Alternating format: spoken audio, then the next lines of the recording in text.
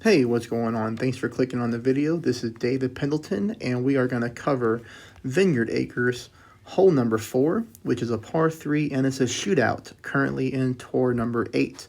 This is going to continue my tour 8 walkthrough. If you would like to know more about how I approach tour 8, what club I use, or what clubs I use and what ball I use, check out the description below, and you can click on the link to the tour 8 strategy session. Now, this is probably like one of my favorite shootout holes in the entire game. The reason I like it is, one, it's extremely competitive. You normally have to be very accurate to win this hole.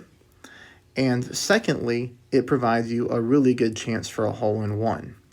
Now, in all these replays, you're going to see me play with a navigator only. And I'll be honest, in my opinion, when it comes to a free ball, like the ones you can get in the game that don't cost you any money, that is the best ball to attack this hole with, and it's really the ball that I use in Tour 8 exclusively. So that's what you're going to see. Now, we're going to see two things here. One is the elevation. If the wind is under 5.5 miles per hour, we're going to play it at 20% elevation. If the wind is over 5.5 miles an hour, we're going to play it at 25% elevation. Both of these numbers are going to be played at minimum distance with your sniper. Now, you may be wondering, why do we change the elevation depending on the wind strength? And there's really one key category that I'll talk about that I guess a lot of people don't really talk about when it comes to the game. And it's going to be like a secondary wind push, okay? So what we're going to be doing is we're going to be going from here to here. Around this fringe is always where we're going to land our ball. Now, when you adjust your rings and you adjust for elevation, the only thing that adjustment is good for is where your ball lands. Okay, you put your target in one specific area on the screen, and that's where you want to land. So when you pull your rings and you adjust properly, your ball should land exactly where you want it to. But after that landing spot, the wind comes back into play. So, for example, if you have a very strong headwind, it's not like you can just leave your ball guideline at pin, pull perfectly, and the ball's going to go in the hole. You're going to end up coming up short. So that's where that secondary wind push comes into effect, and I hope that makes sense that the way I'm explaining it. So if we have a stronger wind over 5.5 miles per hour, all we do to trick ourselves is we just add 5% elevation, and ultimately all that does, it makes us pull more rings. Like, that's it. And you're going to see in my videos here how that little trick works, and it's going to really be the difference on what makes me more accurate than my opponents on this hole, more times than not. So let's hop into it. Okay, so here we go. We have an opponent using a Sniper 10 and a Katana, and the wind here is only 3.5 miles per hour.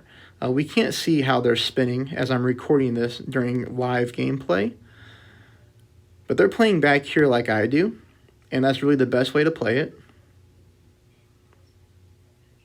All right, so they are 0.92 yards away. Now it's our turn to play, again with the navigator, and you're going to see me always do the same type of spin. So, for example, here, you saw me put one bar of left side spin on the ball. I always spin the opposite way of the wind, okay? And I play this hole with very heavy backspin. Now, I want you to notice right here. Notice how the end of my ball guideline is about one green square past the pin. That's because we're getting very small headwind. I'm going to show you shots with a greater headwind to where you're going to see a lot more of a tail. But here, 3.8 miles per hour, we are only adjusting this at 20% elevation, and we're adjusting at minimum distance of our sniper. We hit a perfect ball. And we'd leave this one 0.64 away from the pin, so we beat our opponent. Very close, but we pick up the win. All right, so now you see an opponent here using a money ball, a paid ball. And this is a great ball. This is a wind resistance 5 ball, which means they should have a very significant advantage in any shootout when you're able to, manipulate the wind that high. It's the best wind ball in the game, a wind 5. All right, So he takes advantage of that and pops it 0.92 yards away from the pin. We bring out our trusty navigator. Now keep in mind, this is only 3.9 miles per hour, so we're going to play it 20% at minimum. Notice here the 1 bar of right side spin. As you can see, I'm very consistent when it comes to spinning away from the hole. Now here, because we're getting tailwind, you're going to see me leave my ball guideline directly at the pin, and I always favor like the right-hand side. So if I have the wind blowing from right to left like we do right now, I don't put my ball guideline into the hole. I just put it right outside the edge of the cup. Again, 20% elevation. We get our perfect ball. And we drop that one in for a nice hole-in-one. Okay, so now we're up first, 4.5 miles per hour. This is going to have some headwind. So keep in mind, it's 4.5 miles per hour. It is not played at 25% yet. And like I said, I'm always aiming down here around this fairway, this fringe line, depending on the wind.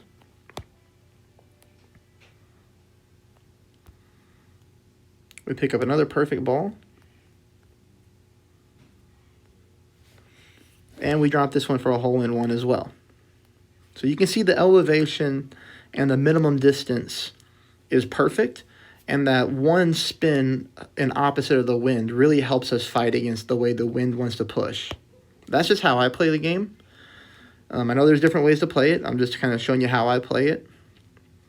So here we go again. Very small wind, but you saw me use the 1 bar of left side spin to spin away from the hole.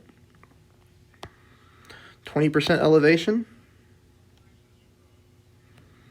Now the thing to keep in mind is, you know, I've only been working on these Tour 8 replays for a couple weeks, and you see how many hole-in-ones that we have just within a couple-week time span. And getting this hole to pop up, you know, during grinding sessions, you know, you have a 1 out of 9 chance, but we're very accurate. All right, so now we have a little bit harder wind. Now we're going to go up into almost 7 miles an hour. The same thing here, I'm really aiming around this fringe area. And then notice the tail on the ball guideline here. Now we're almost 2 green squares past the pin. And this is what you don't see a lot of opponents do. You have to account for this wind and the push. And I'm pulling this one at 25% when it comes to my rings at minimum distance.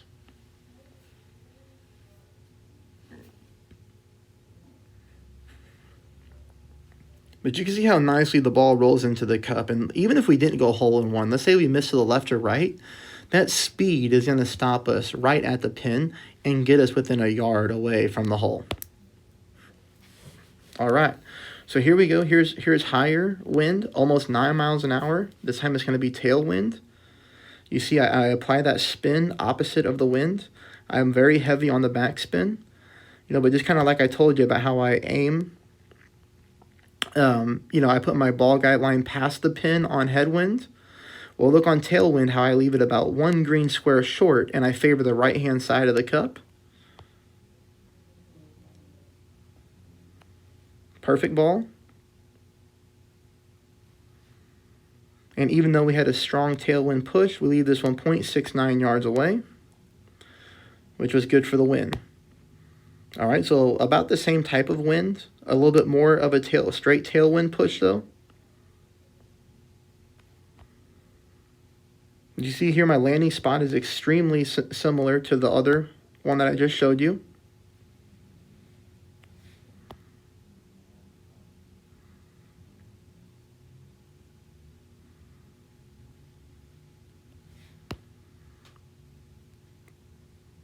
So more tailwind mixed with a little bit of crosswind. This time a different wind angle. We haven't seen it go from left to right yet.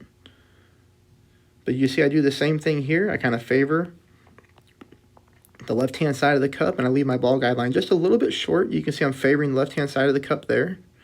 And I zoom in to show you. 20% pull since we're only at 5.2 miles an hour. We almost sneak in there for the hole-in-one, but that's what I said. Like, if we miss left or right, if it doesn't go into the cup, we know that backspin and the way that I'm aiming precisely is going to slow our ball down, and we're going to be right at the pin. Here's a very strong wind. 10.2 miles an hour is almost as strong as it gets. And we're getting this as headwind. So remember, this is going to be a 25% elevation pull. And look how much of a tail I'm leaving behind the hole here. You know, we're talking about 2.5, 3 green squares. And we have to do that to make sure that we account for that secondary wind push. So we're leaving our ball guide line long, and we're pulling at an extra 5% elevation. And you can see that even in this strong of the wind, you know, we are still right at the hole just by using those 2 little tricks in the game. Just a few more left just to show you the consistency. But then again, this is 25% elevation because of the 8.4 miles per hour. Perfect ball.